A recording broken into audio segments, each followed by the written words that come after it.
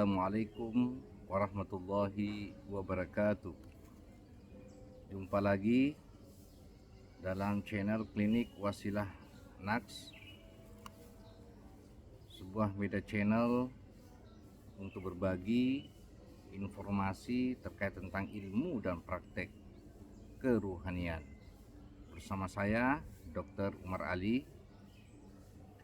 Pada kesempatan ini kami ingin melanjutkan terkait tentang tema pandemi syahadat.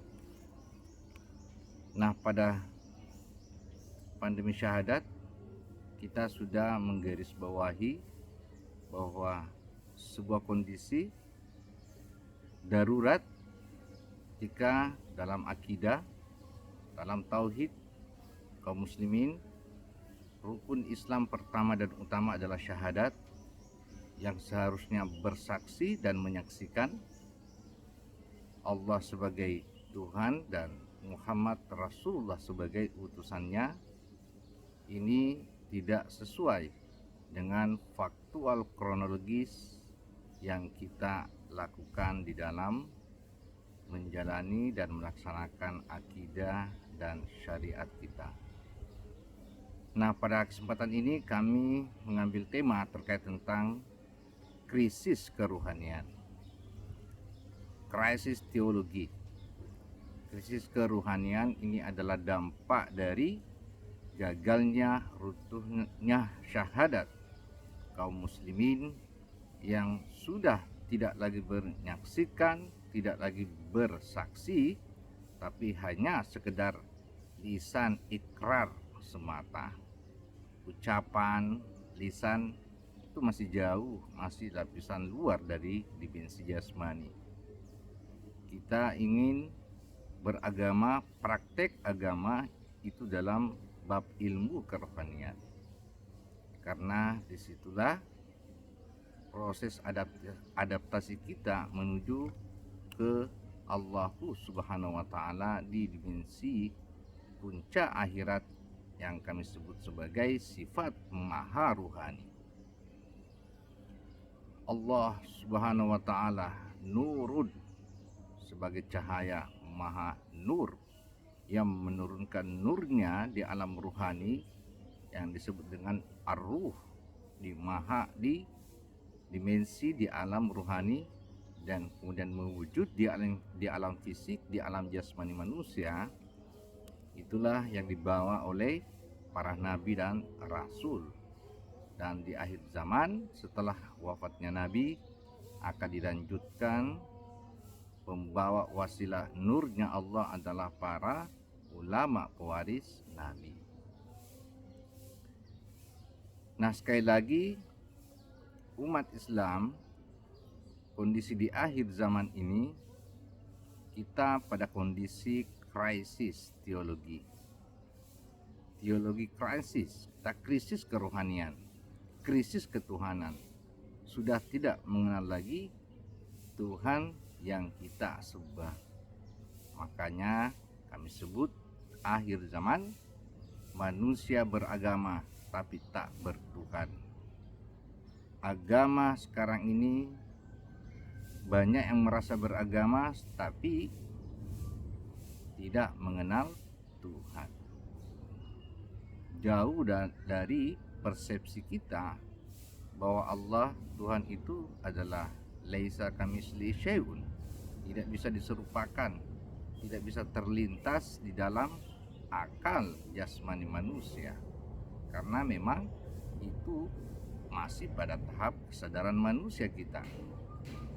Tapi kita punya entitas penghubung menuju Allah yang maha ruh, yang maha metafisika. Kita di alam jasmani, di alam fisika, kita harus menggunakan entitas ruhani. Inilah yang disebut dimensi metafisika. Kita di alam fisika ya menggunakan entitas metafisika kita, yaitu ar-ruhun, ruh suci yang disebut dengan fitrah atau kesadaran fitrah. Inilah yang harusnya manusia beribadah, beragama bertumpu pada kesadaran roh suci atau kesadaran fitrah. Dan kemudian kita memasuki dimensi rohani, kita harus menemukan siapa guru rohani kita. Inilah yang kami sebut tadi sebagai nurnya Allah, Rasulullah, sebagai penghubung, sebagai penghantar. Karena ruh itu sendiri, Rasulullah adalah bagian dari Allah Subhanahu wa Ta'ala. Bagai matahari dengan cahayanya akan senantiasa beriringan, cahaya dengan mataharinya. Kita tidak mengenal matahari tanpa melalui sinar cahayanya. Begitupun Tuhan, kita tidak akan mengenal Tuhan Allah Subhanahu wa Ta'ala tanpa mengenal siapa yang membawa nurnya Allah. Nah, inilah sekali lagi kita membutuhkan guru rohani yang di akhir zaman disebut sebagai juru iman dan juru selamat. Dan sangat tepat dalam Al-Quran dikatakan dalam surah At-Taubah 128, laqad ja'akum rasulun min anfusikum, carilah Rasulullah yang di zamanmu, yang hidup di tengah-tengah kalian. Dialah yang membawa keselamatan juru selamat dan yang membawa keimanan juru iman untuk adaptasi kita menuju kehadirat Allah Subhanahu wa Ta'ala. Sekali lagi, jalan satu-satunya adalah mengatasi krisis ketuhanan. Kita harus menggunakan teknologi dan metodologi dalam sistem agama yang disebut dengan sistem Tarekatullah. Jadi dalam tahapan beragama, mulai dari syariat, kita beranjak naik ke tarekat. Tapi karena persoalan Tuhan, banyak gerhana-gerhana yang menutupi banyak versi, persepsi, baik dari aliran maupun mazhab, yang hanya bertumpu pada tafsiran akal lewat analisa dalil tanpa adanya nur Allah yang mengikut sertakan, yang memberikan makna ruhani. Inilah kemutlakan Allah yang tidak bisa dibantah oleh siapapun. Karena ini adalah membaca, mengalami melalui nurnya Allah Subhanahu wa Ta'ala. Semoga di akhir zaman ini melalui praktek tarekatullah, tapi tarekat yang kodim, tarekat pada dimensi rohani yang disebut tarekat arwahi, tarekatnya para arwah, para ruh di puncak tarekat sebagai mahkota menuju Allah Subhanahu wa Ta'ala. Itulah mahkota titik puncak ruhani di alam ruh.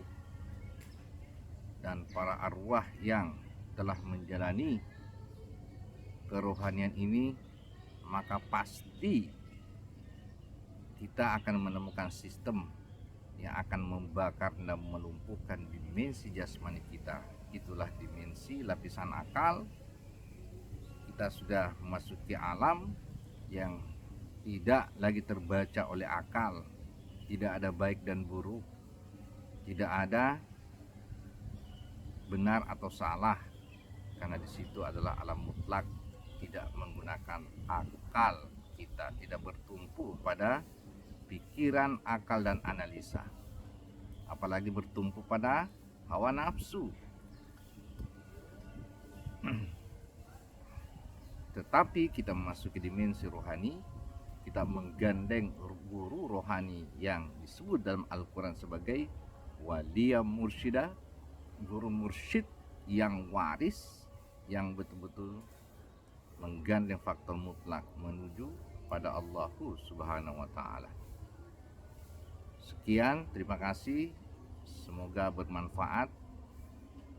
Jangan beribadah hanya dengan syariat, tapi praktek ketersambungan ada pada entitas ruhani manusia. Dan caranya hanyalah dengan metodologi atau tarikatullah. Assalamualaikum warahmatullahi wabarakatuh.